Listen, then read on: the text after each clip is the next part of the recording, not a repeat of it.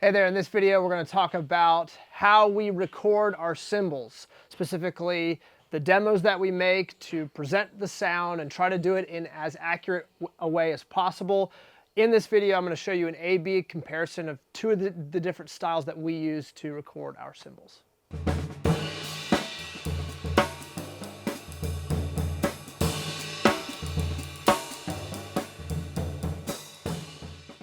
So I've used a number of different techniques to mic my instruments over the years.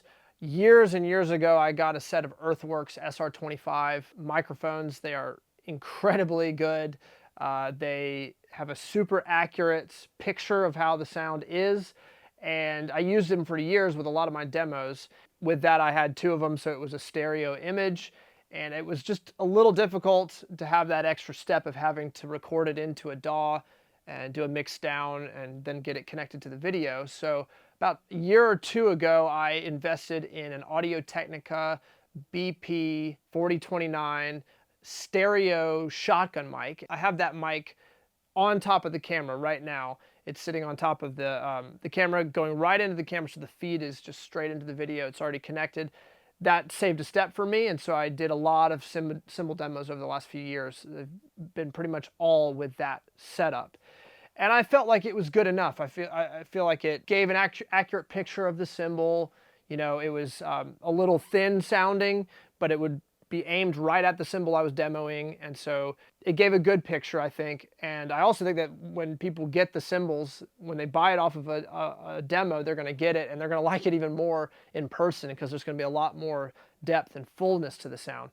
So in comes the studio setup, which we are making a transition with the channel to start using a little bit more of the studio microphones for the videos that we do.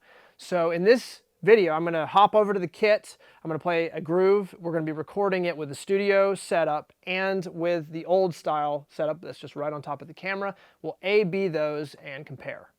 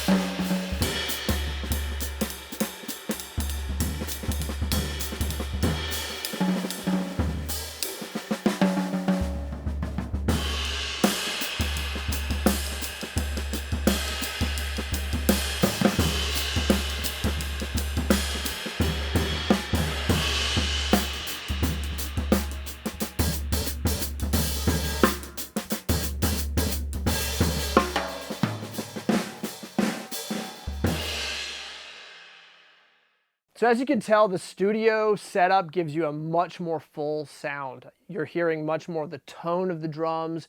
You're hearing much more of the tone of the cymbals too, kind of the low end, and it just doesn't feel near as squished as the demo where it's just that microphone that's sitting on top of the camera. This, to me, is kind of a struggle I find with demoing cymbals, because drummers will know the best possible way to buy a cymbal is to play it in person, because you're going to experience it differently when you're on top of it. And so the question really comes into play is, is it worth buying cymbals online with all of the risk involved in, maybe you'll get it, maybe you won't like it, and then also not knowing what companies use to record their demos. We might have a super nice studio rig. It might be running through all of these extra outboard gear that's coloring it in a nice, beautiful way, and then when you get it, you're kind of like, this is not near as nice as the recording was.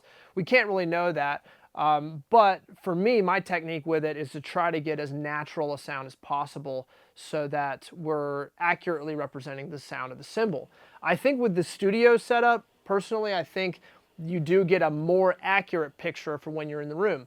We have 2 ears, and so this miking setup that we're using, I'm going to talk about that in a second, but the miking setup we're using with the stereo mics gives us more of an image, a sonic image of the kit. It's not just a mono kind of flat sort of sound. It's giving me this wider sound, which is a lot more like when you're sitting behind the kit and you're playing it. Now, the mic placement that we're using is from a lady whose last name is Engelhardt, and she is a live mixing engineer that has gone on tour with Bill Frisell for many, many years.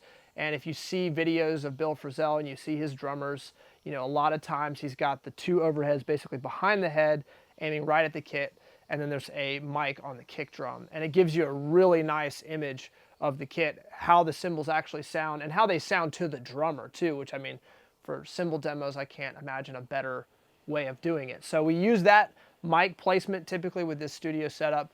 And as an aside, I'm using a Warm Audio 47 Junior style microphone on the kit. It's a little bit of a cheaper mic, but it does the job. It's modeled after the Flea microphone. So we're using that on the kick drum, and then we have this Engelhardt setup. If you don't know about this lady, Engelhardt, I'm blanking on her first name right now, but we're going to do a more in-depth video talking about the different setups that you can do with a studio type environment. That's basically it. I'm very interested to know what you guys think about this A versus B comparison of these 2 different styles of miking the kit. Which do you feel like is more natural? What kind of things do you look for when you're listening to a cymbal demo online? It's a big topic, definitely a topic for a future video. But please drop a comment below, let me know what you think. Like the video if you like it. Subscribe, hit the bell, share, all that YouTube jazz. Until next time, I'm Timothy Roberts. Thanks for watching.